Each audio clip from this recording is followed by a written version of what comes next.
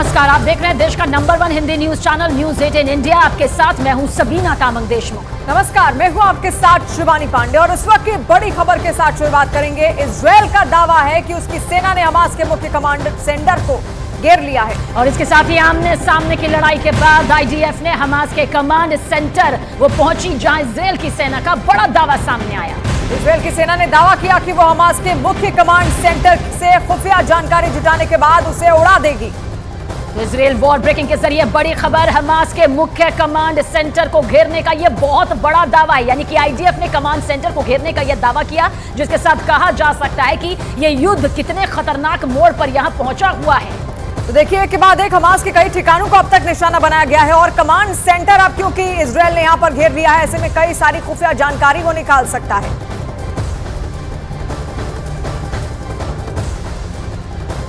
Hamas के खिलाफ Israel की जंग पहले से भी तेज हो चुकी है। हवाई हमलों के साथ गाजा में घुसे सैनिक खोज कर हमास के ठिकानों को तबाह कर रहे हैं। लगातार हमास आतंकियों के नए सुरंग की जानकारी मिल रही है जहां सेना हमला कर रही है, लेकिन इस दौरान बड़ी कीमत चुकानी पड़ रही है गाजा के उन बेगुनाहों को जिनका कसूर सिर्फ इतना है कि वो गाजा में रहते हैं।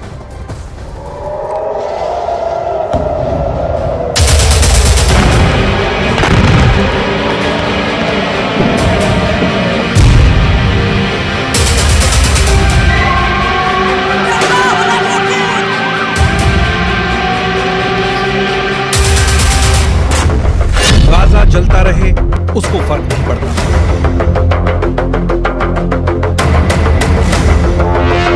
बेगुनाह मरते रहे उसको फर्क नहीं पड़ता। लोग भूख से तड़पते रहे उसको फर्क नहीं पड़ता। लोग पानी की बूंद को तरसे उसको फर्क नहीं पड़ता।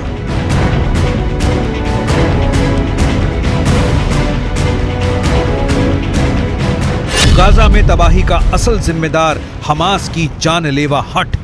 1 महीने का युद्ध और हर तरफ तबाही ही तबाही। 10,000 से अधिक लोगों की मौत, हजारों की तादाद में जख्मी। ये है गाजा का सच और ये सच हर दिन बीतने के साथ ही पहले से काला और काला और काला होता जा रहा है, क्योंकि जंग अभी खत्म नहीं हुई। 7 अक्टूबर को हमास के आतंकियों ने इजराइल में घुसकर जो किया उसके नतीजे से वो अनजान थे, ऐसा तो हो ही नहीं सकता।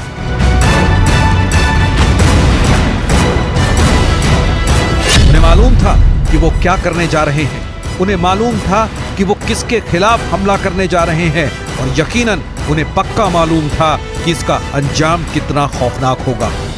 और हुआ भी वैसा ही। 7 अक्टूबर के बाद इजराइल ने जो किया और जो करता जा रहा है वो न सिर्फ हमास बल्कि दुनिया देख रही है।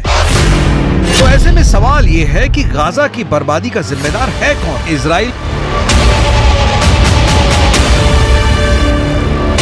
जिसने हमास के आतंकियों को मिटा देने की कसम खाई है, ऐसी कसम जिसके आगे उसे कुछ नहीं दिख रहा है।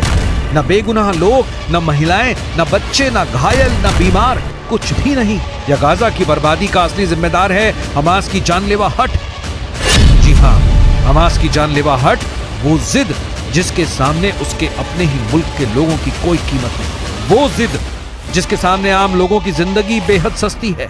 वो जिद जिसमें गाजा के बेबस लोगों से अधिक उसे अपने आतंकी गैंग की फिक्र है।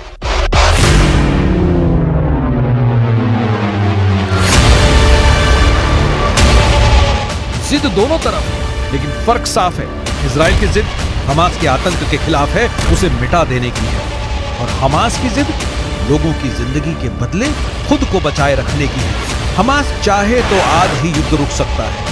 हमास चाहे तो बहुत कुछ गंवा चुके गाजा के लोग नई जिंदगी की शुरुआत कर सकते हैं। हमास चाहे तो मौत के साए में जी रहे लोग फिर से मुस्कुरा सकते हैं, और उसे इसके लिए वो करना होगा जो इजराइल की पहली मांग है, 240 बंधकों की रिहाई। दुनिया के कई देशों से इजराइल पर युद्ध विराम का दबाव है। खुद उसका साथ दे रहे अमेरिका ने भी कुछ दिनों के लिए युद्ध विराम की अपील की, लेकिन इजराइल ने इन सबको दो टूक जवाब दे दिया कि युद्ध विराम नहीं होगा। इजराइल के प्रधानमंत्री नेतन्याहू ने साफ कर दिया है कि बंधकों की रिहाई से पहले युद्ध विराम के बारे में सोच भी नहीं सकते। תדעו שיש דבר אחד שאנחנו לא נעשה. לא תהיה הפסקת אש בלי החזרת חטופינו. שיוציאו את זה בכלל מהלקסיקון. אנחנו אומרים את זה גם לאויבינו וגם לידידינו. जाहिर है कि युद्ध विराम तब तक नहीं होगा जब तक बंधकों की रिहाई नहीं होती और इसकी पहल हमास को ही करनी है अगर वो गाजा और उसके लोगों को बचाना चाहता है। लेकिन ये सब कुछ इतना आसान नहीं है क्योंकि हमास जानता है कि इजराइल के खिलाफ इस जंग में ये बंधक ही उसका सबसे बड़ा हथियार है। ये बंधक ही हैं जिनके बदले वो इजराइल पर दबाव बना सकता है। ये बंधक ही हैं जिनके बदले वो अपने लोगों को रिहा करा सकता है और ये बंधक ही हैं जिनके बदले वो अपने आतंकी गैंग को बचा सकता है।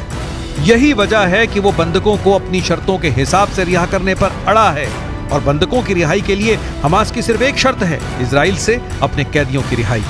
जाहिर है हमास अपने आतंकियों को बचाए रखने की कोई भी कीमत चुकाने के लिए तैयार है, चाहे वो अपने बेगुनाह लोगों की जिंदगी ही क्यों ना हो।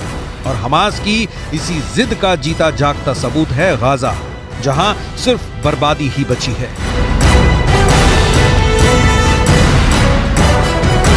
इजराइल पर हमला किया हमास के आतंकियों ने, कीमत चुका रहे हैं गाजा के बेगुनाह लोग, जबकि हमास के आतंकी बंकरों में छिप गए।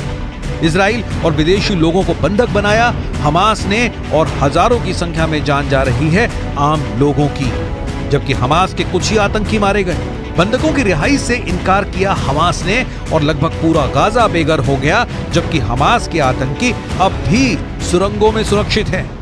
इजराइल के खिलाफ हिजबुल्लाह, हूथी साथ दे रहे हैं हमास का और दाने दाने को तरस रहे हैं गाजा के लोग, जबकि हमास के आतंकी ऐशो आराम से हैं।